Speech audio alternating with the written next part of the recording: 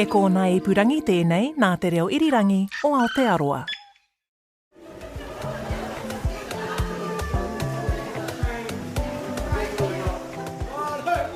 You know, you put together a bunch of strangers in a group and you like, get along. You know, 20 days ago, we were like strangers. We would probably never come across with each other, but now we are friends. Luis Perez is one of 14 students who's just spent 3 weeks here in the beautiful Marlborough Sounds, and it's been anything but a relaxing break. And that's been the best part. But 20 days here is a very long time. I'm Kadambri Raghukumar, your host and producer of Here Now. This week, we're in the South Island. You get up like at 6 o'clock in the morning and you go to bed at 10 o'clock. And that's a very long day. And especially when you don't have technology, what else do? You just talk to each other. And you actually get to know someone. You take off your mask, whatever you have there, you know, and you actually get to know the person and your group as well. This is the Outward Bound Southern Cross course that's just wrapping up. It's 21 days of rigorous, tech-free outdoor programs to foster deeper and more diverse connections in community. I'm talking to Luis, who's just finished his first half marathon. So suffice to say, he's pretty elated about it. But as far as distance goes, he and his family have come a long way as former refugees from Colombia. So we came to New Zealand under the refugee resettlement quota. I've been here for 10 years. In January was our 10-year anniversary. So I arrived here with my mom, my sister, my niece, my nephew, and one of them was born here kind of like a year later. I'm from the Amazon part. So I'm from a small town. It's kind of like the golden door of the Amazon. It's where the Amazon begins. My upbringing was just rural farm, and that was pretty rural, connected to nature a lot. So the 2000s back home was a situation where it was kind of like a failing state, where, you know, the guerrillas were taking over and they were the ones that controlled the region, especially when you live in kind of like in the middle of the jungle kind of thing. So there's no, you know, government control or police presence. So you have kind of like a different, you know, system or regime in a way. And I remember seeing things that I was like, why do we get so scared when, you know, you drive your car or you drive your bus and then suddenly there's a group of like people armed and then they stop you. And I remember like then taking people out of the bus and you'll never see those people again. And that was the reality of the whole situation. And there was more to it that I was not, you know, informed just because I was too young. But that's what I remember. We left when I was 10. I kind of like grew up in Ecuador from 10 until I was 19. Reflection has been a big part of this course, and sitting here marvelling at the absolute beauty of this region, Luis says he's done plenty of that. Every single resettlement experience is so different.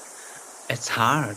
It's tough. You know, you're starting from zero when, you know, at 19, everyone else was going to university or just getting their first jobs, and you were like starting from scratch, like not having network, not having those connections. But I'm sure that I can speak on behalf of, like, you know, the majority of people like myself that are resettled and come to a new country. They're like, you know what, we're going to make this work. And it's just like the willingness to, you know, just give it a go and just being supported, having the support around you. And I'm pretty lucky that Wellington was my place. I was the youth community connector for Changemakers Resettlement Forum, which is an NGO that actually supports, you know, new migrants and new former refugees to the Wellington region. And I was sending a lot of youth to our bound. And I was saying, oh, yeah, you just go and you'll have fun. But I never had the insight of what was it like. I was like, you know what? I just need to do it. I just need to put myself in the same situation. And when you actually look into Outward Bound, it's a lot of positive things that you can, you know, drill from there. It's a lot of sports and cellular activities, it's outdoors. But it's also connecting yourself with nature and connecting yourself with your inner self. You couldn't ask for a better setting to have an Outward Bound school. We're right at the end of the Queen Charlotte Sound. That's Krish Kumar. He landed a job with Outward Bound as a community development partner after having participated in a course himself over a decade ago. And from here at remote Anakiwa, the course has been run for over 60 years. The natural environment or the beauty is what a lot of people, is probably what leaves the biggest mark on people, is stuff that maybe you take for granted in your day-to-day life. Perhaps if you come from an urban environment, you're flung into and it's your whole life for the time that you're with us, and that appreciation that you have for nature because of how you're exposed to it being in Anakiwa is so good, yeah. And considering the backgrounds of some of the participants who come to the Outward Bound course, from as far as Somalia to Afghanistan and Colombia, the experience that they come with to the course could be completely different from the ones that they leave with. For people from cultural backgrounds, different things that we do on the course challenge them in different ways. The biggest one's probably water. A lot of people haven't grown up going to the beach, and water confidence is a big thing that we see with a lot of participants we have from those diverse backgrounds, and we're taking that person outside their comfort zone, but we're doing it in a way that minimises the risks and helping them overcome that barrier and realising that they can do it is where you start to see those really powerful growth outcomes that also lead into someone becoming more confident. I wanted to get more out in the outdoors and connect with nature. That's 21-year-old Malisha Munidasa.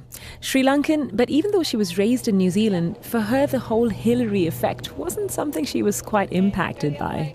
So I barely do exercise or anything physical at home. I'm not that type of person. So I think I just wanted to fully immerse myself in something so completely different and try something new. And I think it's definitely tested me so much. I've done so much running, so much jumping off into the sea, into the ocean so many times, more than I've been comfortable, but it's been a huge test and I've loved it. I think the hardest part, honestly, was when I went on bush bashing. So bush bashing is when they chuck us into one part of the forest and we have to get to the other side through compass and bearings, but it's like going not through a track and through trees and pushing our way through the forestry.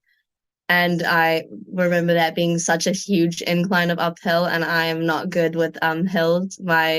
Every bit of energy comes out of me, the asthma comes out, and everything is just pain, and my mind just blanks. I get so tired so quickly. So uphill is not my favorite. So that day was super hard. I think it's definitely like a mental game. When we reached Anakiwa, it felt so rewarding because I was so proud of myself and I was so happy that I pushed through and I got to the end. And definitely with the support of my group.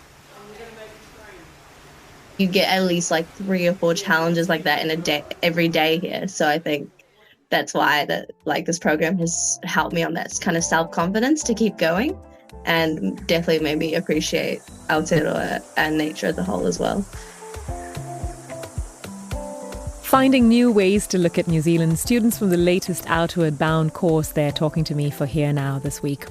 My name is Kadambri Raghukumar, and every week I bring you stories from people from all around the world who now live in New Zealand.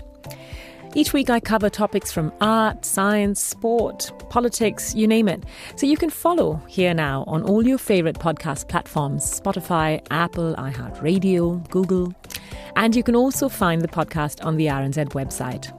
Today's episode was engineered by Daniel Hurley, and my name is Kadambri Raghukumar. Thanks for listening. In less time than it takes to unsubscribe from all those cringy marketing newsletters or roll your eyes reading those overindulgent, overwritten LinkedIn posts, The Hustle Daily Show keeps you fresh on the biggest stories in business and tech. Listen to innovative, irreverent, and entertaining hosts bringing their humor and insight daily, delivering the news that you need at the speed that you want it. The Hustle Daily Show, for the fast and curious.